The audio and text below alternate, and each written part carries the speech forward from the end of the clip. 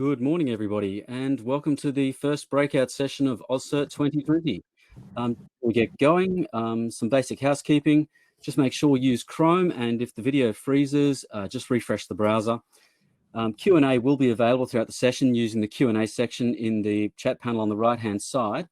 At the end of the session, if you did want to actually ask a live question on camera, use the raise hand button, and we'll be able to bring you to the stage to actually ask the question. So for our first session this morning, we've got Stefanie Luhrs and Ben DeMarco. Stefanie is currently a practicing solicitor specializing in cyber claims, working both in the privacy and incident response fields. And Ben is a reformed solicitor working more in the GRC space. They'll both be discussing changes that have happened in Australia this year, both with the advent of COVID-19 and the increased risks of people working from home, but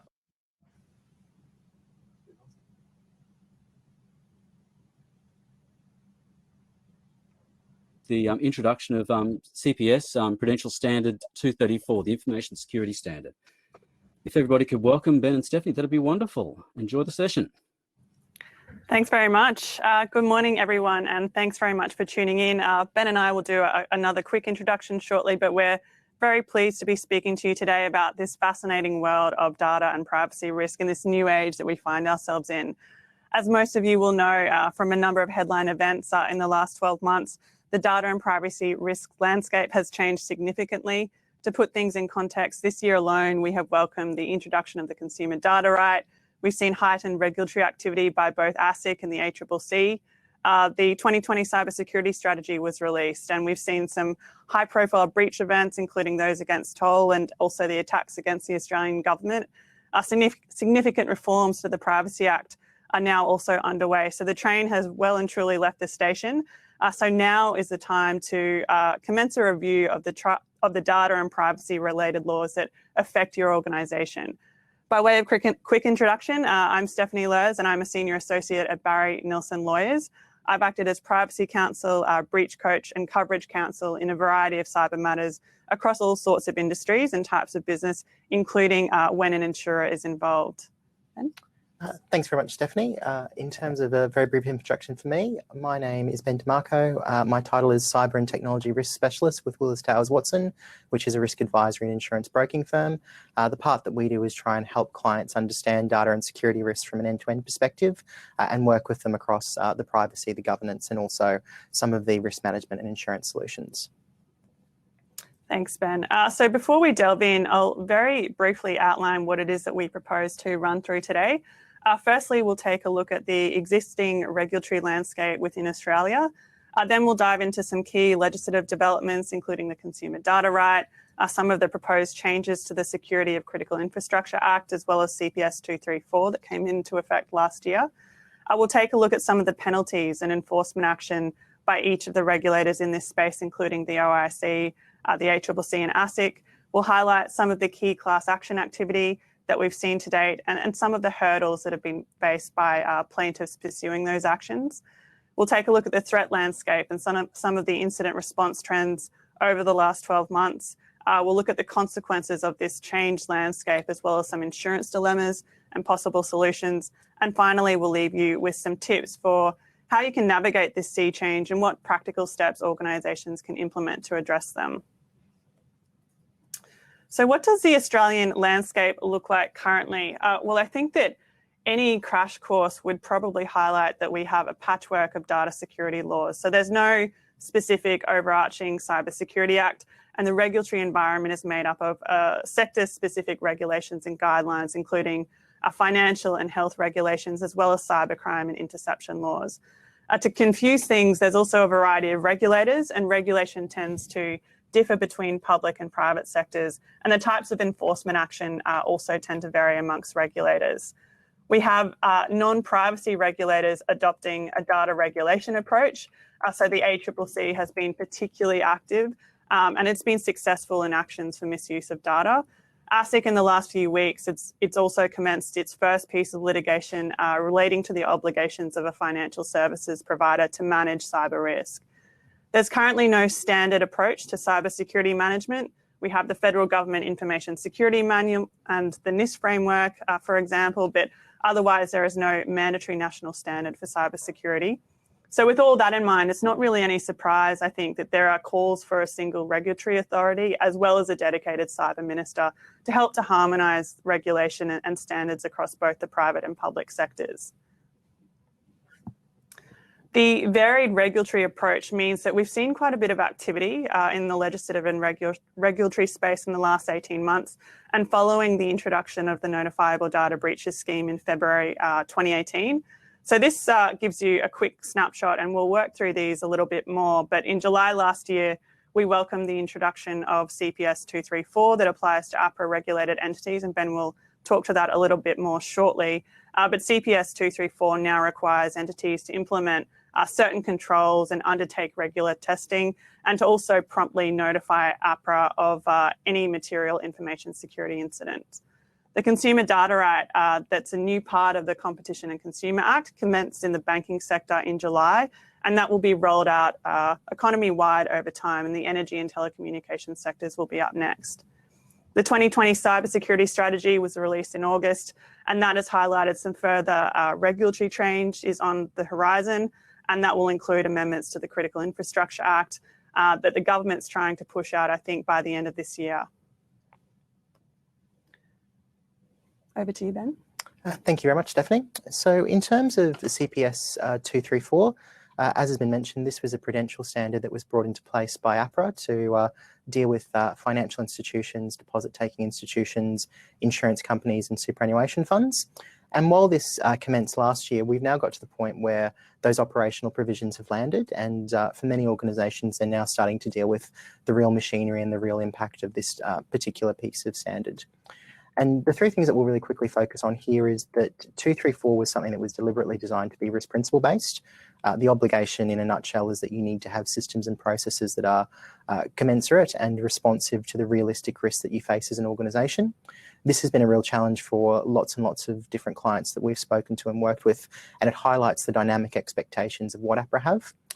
The two other points that I think are quite interesting is that we do have some transitional arrangements that are currently in place for organisations that outsource their information security and some of their data processing to other organisations, and that's a real focus area for the next 6 to 12 months as some of those types of contracts and arrangements renew and expire, and also with APRA's expectation that those organisations essentially manage their third parties to ensure that the data and their key systems are protected in keeping with the standard. Last 2 points I'll quickly mention here is that we've had a lot of statements from APRA, including from their executive member, Greg Summerhayes, focusing on the fact that organisations need to understand their data. They think cyber resilience is a key issue, and also that they're acutely aware of the fact that many organisations that they regulate are experiencing significant data threats. And this is also reflected in the corporate plan, which again highlights the need for cyber resiliency, and that they will continue to work with other regulators to promote this across the financial services network, and will have an increasingly compliance focused in this area. Excellent. Thanks, Ben. So the Consumer Data Right is a pretty big shake-up for Australia's data regulatory framework. The CDR is a complex statutory regime, but it is basically just data portability reform that enables consumers to request that organisations share their data to third parties via an online system, and where that third party is an accredited provider under the CDR regime. Previously, we had no right to data portability like there is in the EU, so its introduction here is a novel development, and the intention behind it is to boost competition and to improve our consumers' choice and control over the data. The regime is quite complex, so I'll draw your attention to just a few things that I think you should be aware of. The first is the consumer data rules. So the rules currently set out the framework for how the CDR operates in the banking sector, but the rules are intended to be a living, breathing document that will change over time as things develop and the CDR expands into different sectors. But the key things to take note of in the existing rules is a process for consumer data requests, as well as the rules around accreditation. And so the rules set out the process and the requirements for applying to become an accredited person, and also their ongoing obligations. So in the banking sector, for example, an accredited person could be a bank or a fintech that wishes to provide a good or service using CDR data. CDR data in the banking sector currently includes things like transaction data or customer data and customers' account data. At the end of August, the ACCC had received 5 applications for accreditation, I think which are still under assessment, but there are 20 more applications currently in development. The consumer data right is accompanied by privacy safeguards that set out how privacy will be protected and how confidential data will be dealt with under the regime. So the privacy safeguards are similar to the Australian privacy principles that accompany the Privacy Act, but they are broader in scope and much more onerous in some cases. So just because a business may be complying with the Australian privacy principles doesn't mean that it will be compliant with the CDR privacy safeguards. And that's because the privacy safeguards actually cover a broader range of data than the definition of personal information under the Privacy Act. And they also require things like express consent from consumers for the collection and the use of the CDR data, as well as a requirement to keep written records of any disclosure in response to a request. Another thing to note is that the privacy safeguards will actually be enforced under the Competition and Consumer Act, which has a much more extensive penalty regime than what's currently available for any non-compliance of the Australian privacy principles under the Privacy Act. So in addition, CDR consumers will also have a direct right of action for breaches of the privacy safeguards against those that are responsible, and that doesn't appear under the Privacy Act. So any businesses that are participating in the CDR regime will really need to give some thought to how the Australian privacy principles and the privacy safeguards will interact. The CDR is also accompanied by technical data standards that specify how CDR data is to be shared via APIs with organisations accredited by the ACCC. So Data 61, which is part of the government's CSIRO, performs the role of the data standards body under the CDR, and they've developed those standards. The ACCC is the lead regulator for the scheme, but they're supported by the OIIC.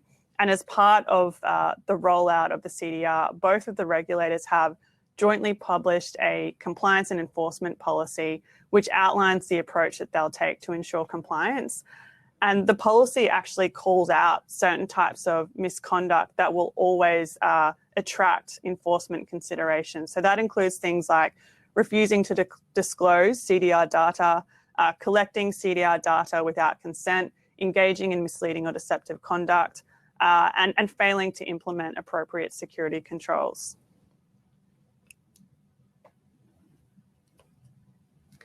So without detracting from, I think, what is really a watershed development in Australia's privacy regime, it's probably no surprise that industry has a few concerns with the CDR and its operation. So some of the key tensions highlighted to date include the data security issues with transferring CDR data to a less secure platform. So the concern here is that an accredited person like a bank may be required to transfer its CDR data from what is a relatively high secure environment to a less secure platform if it receives a request from a consumer to transfer data to a comparison site, for example, or a small fintech or broker that may not have the same levels of cybersecurity that a bank spending hundreds of millions of dollars a year might have. Right access is also very topical. So currently, the CDR only allows third parties to access data from banks on a read-only basis, but there's an intention to implement right access, which could allow a third party to change or to add data about a consumer and potentially allow third parties to do things like open and close accounts with consumer consent. So the bank's concern with that is that it will turn comparison sites into facilitators and could potentially allow users to apply for a financial product from the comparison site rather than from the bank directly. Despite competition being the key policy reason for implementing the CDR in the banking sector, some sectors argue that it will only have incremental benefits to competition. So some telcos are arguing that they just don't suffer the same lack of customer switching that you may see in banking, and that any benefits to competition in those sectors will only be marginal. High implementation and ongoing compliance costs is another key concern, particularly in the current economic climate. The energy and telco sectors are up next, and they've voiced those concerns. The implementation of the regime imposes various compliance costs for businesses, including developing new systems and technologies, and the ongoing costs of complying with consumer requests as well.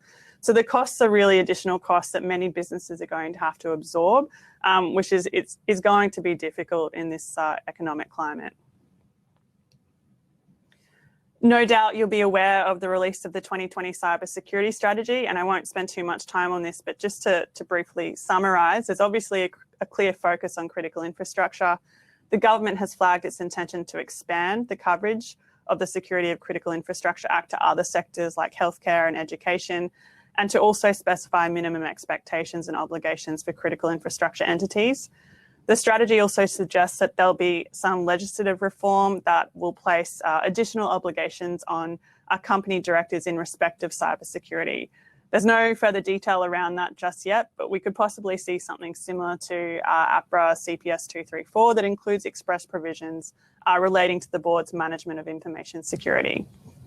A key deliverable under the strategy was the voluntary code of practice for Internet of Things, and that was released on the 3rd of September. The code is based on 13 principles, and it largely mirrors the draft code, but it recommends the use of things like MFA and appropriate identity verification, as well as logging remote access. I think we're still a little bit behind the ball internationally when it comes to that code. The UK has had a similar code in effect for about 2 years now, and it's now looking to move to mandatory security in its IoT products. The Australian government will also work with businesses to consider legislative changes that set a minimum cybersecurity baseline across the entire economy. So the strategy doesn't yet specify exactly what those legislative changes will be, but it's suggested that there'll be changes to privacy and data protection laws, as well as duties for company directors, like I mentioned earlier. And finally, the strategy looks to better assist SMEs by uplifting their cybersecurity capabilities. The government intends to provide SMEs with bundles of secure services that includes things like awareness training and threat blocking. They also intend to expand their 24/7 hotline out to SMEs. Thank you.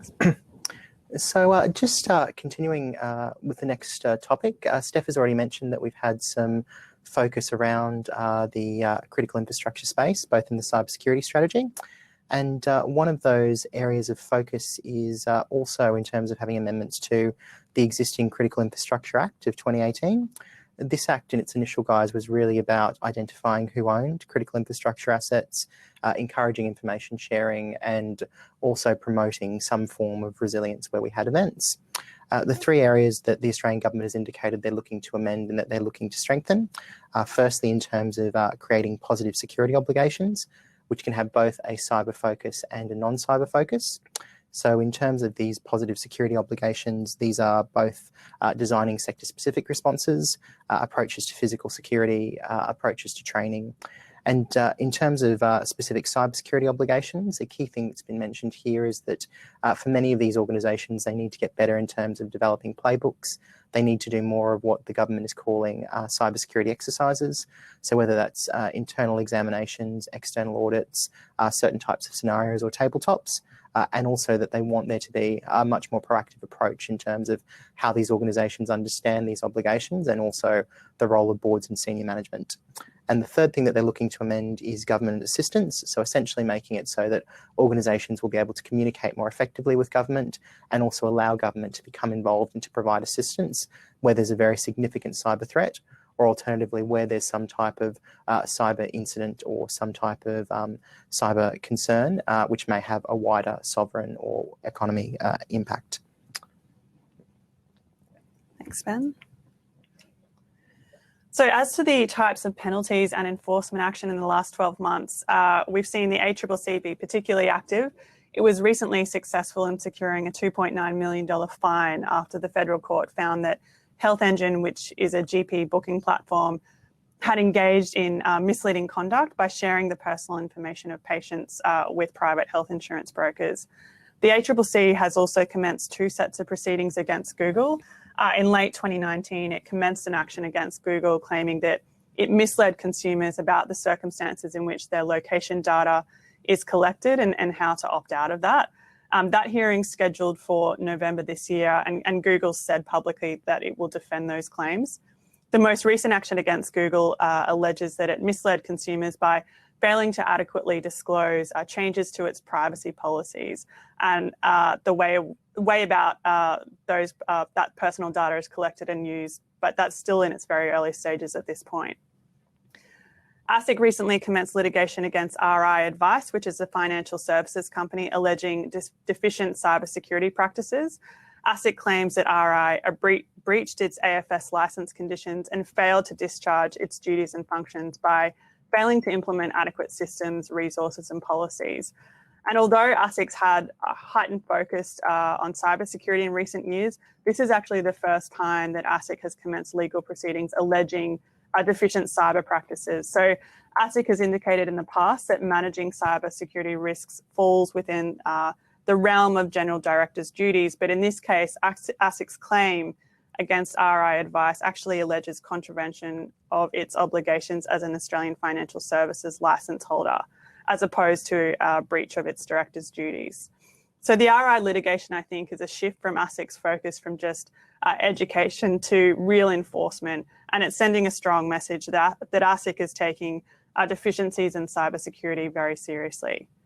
We haven't yet seen any enforcement activity by APRA for non-compliance with CPS 234, but the OIIC has recently commenced a joint investigation with the UK Information Commissioner to invest Clearview AI's privacy practices. You probably heard about this matter. Clearview is a technology company that allows a user to take a picture of a person, upload it, and then identify publicly available photos of the individual, and it sources available photos from things like Facebook and YouTube. The OIC has stated that it won't comment on that investigation, so we don't yet know if it will lead to enforcement action, but I think it seems likely. The OIC's attention has otherwise been focused on its landmark litigation against Facebook arising from the Cambridge Analytica scandal.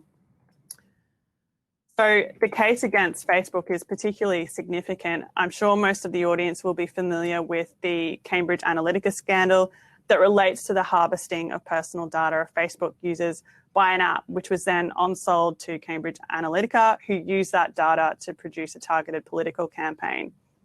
Only a small number of Australians, 53 according to the OIC, actually installed the app, but the app was able to obtain the personal information of a further 311,000 Australians who were friends of the 53 users. So the OIC's key issue with this is that Facebook's privacy settings were so opaque that the processes for changing them were so complicated that most users wouldn't have realised that the app could access their data by default.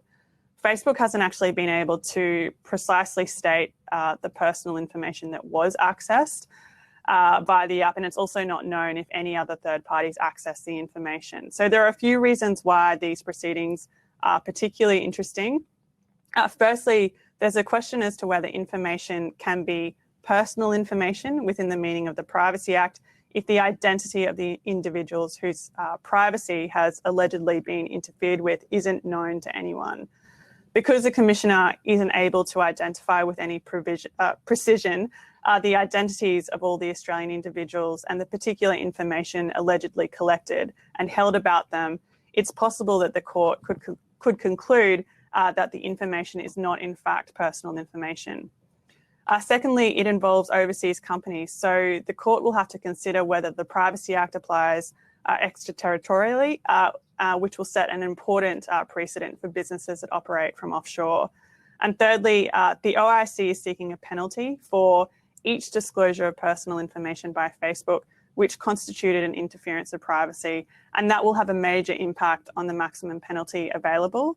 If each person affected is said to have had their privacy interfered with, then there could arguably be 311,000 instances of an interference of privacy to consider in formulating a penalty. And if that's accepted by the court, Facebook could be potentially liable to an extremely large penalty.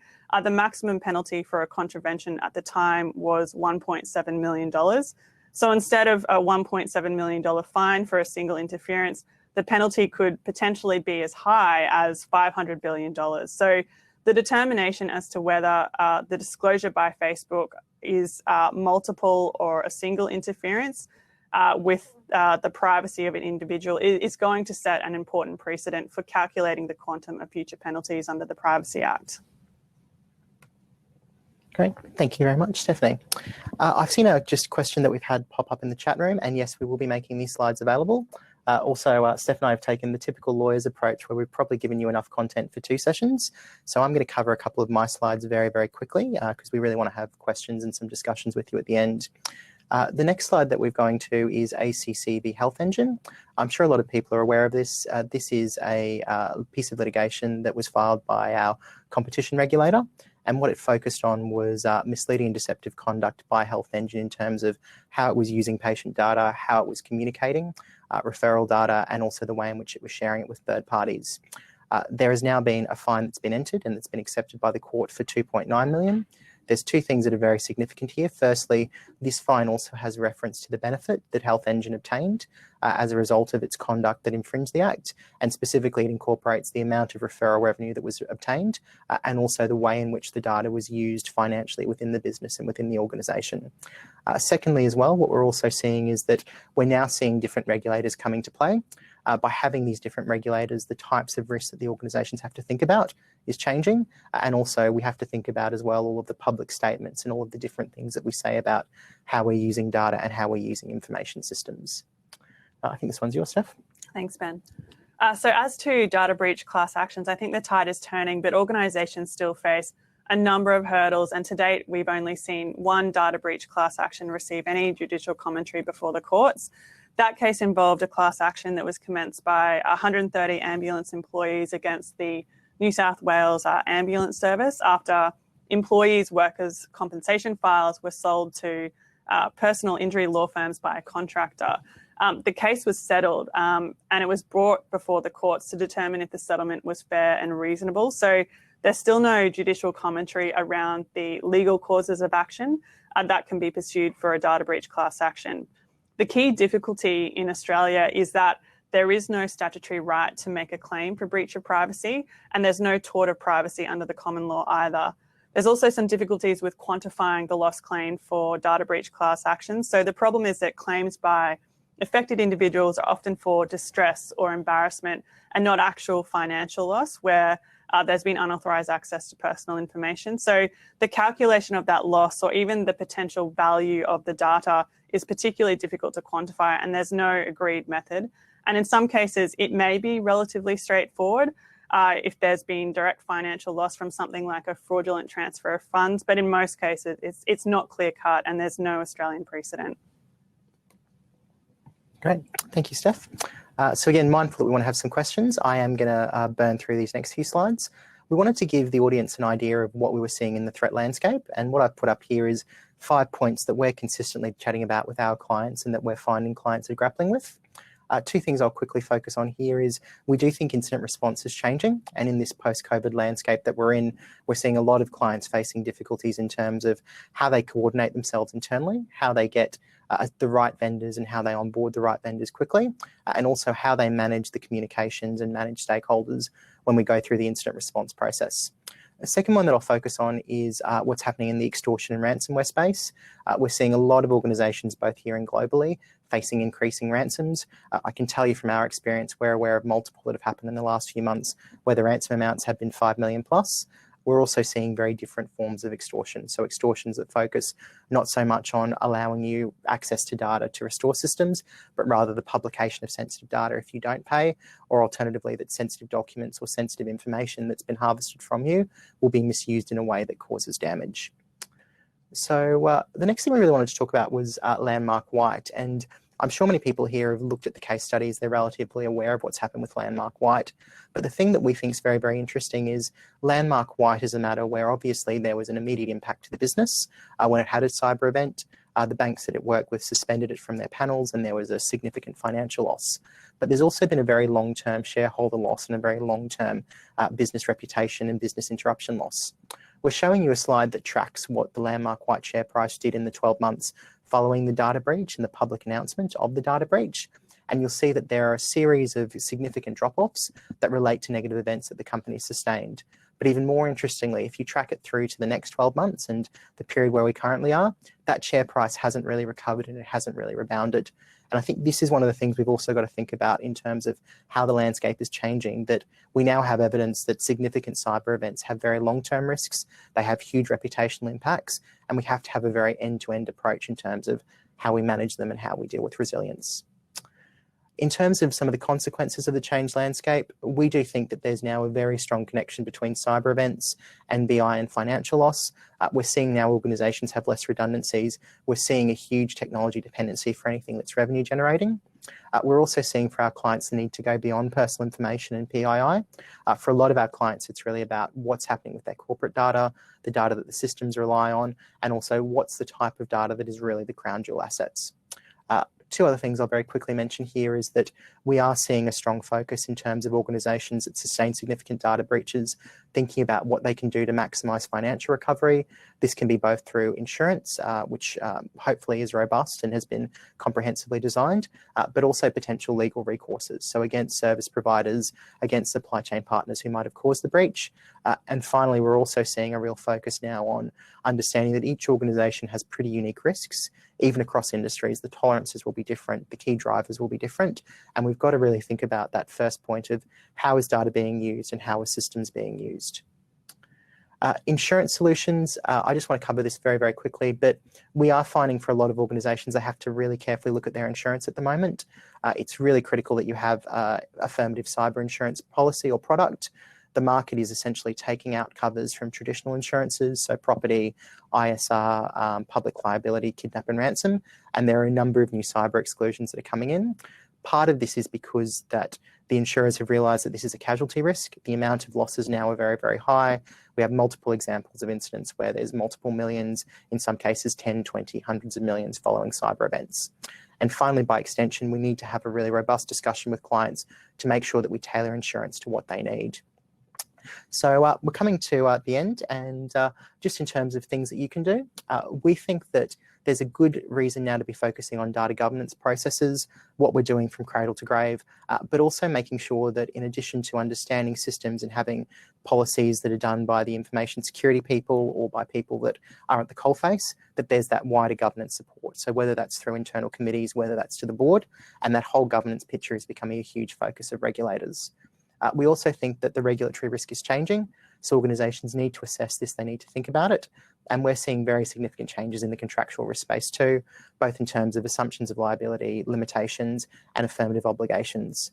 For policies and frameworks, we're finding many organisations are having to review these carefully, and even if you had something that worked pre-COVID, we're finding with our clients that they actually don't work very well in the current environment. Finally, obviously, collaboration and information sharing is a huge focus for the government and also I think will be very important for industries and organisations. And insurance and resilience strategies. One of the most common themes we're seeing is an acceptance by organisations that they will have a number of data breaches.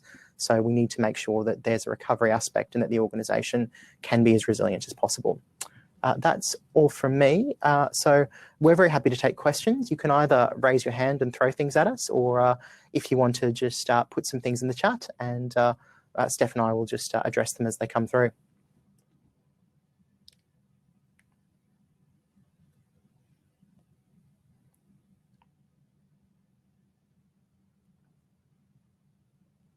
Vladimir, you're just on mute. Sorry, my apologies. There's a couple of questions in the Q&A if you'd like to try and address those. Fire away.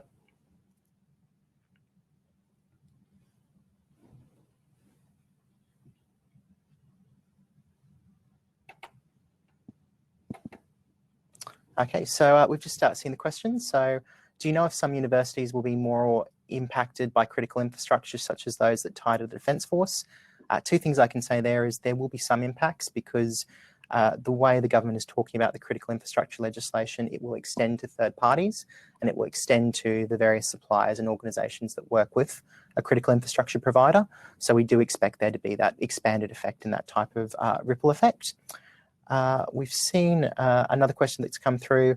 Do you anticipate the ACCC will extend the CDR to effectively enforce strong separation of back-end and front-end services, e.g. Consumer operations under ADR and similar requirements? Did you want to have a first crack at that, Steph? I think it's pretty hard to know at this stage. I think it's still very early days, and that the ACCC is still trying to work through with the banks the current operation under that scheme. So I think watch that space, and you'll probably see a little bit more activity in the next few months, I think, as things start playing out. Yeah, the only thing I would add is if you look at how the ACCC typically behaves, it can be sometimes a bit of a blunt instrument. So I think when it decides what the framework is and what the obligations are, they're probably going to be applied quite uniformly. And I'm not sure if you're going to see distinctions or lower standards being implemented in an ad hoc fashion.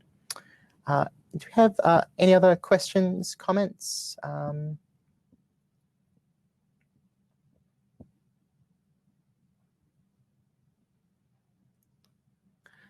Well, I guess just in terms of a closing comment from me, thank you obviously everyone who's been involved and listened to this talk. Obviously there's a lot of material in the slides which is very, very dense. We'll be sharing this with you.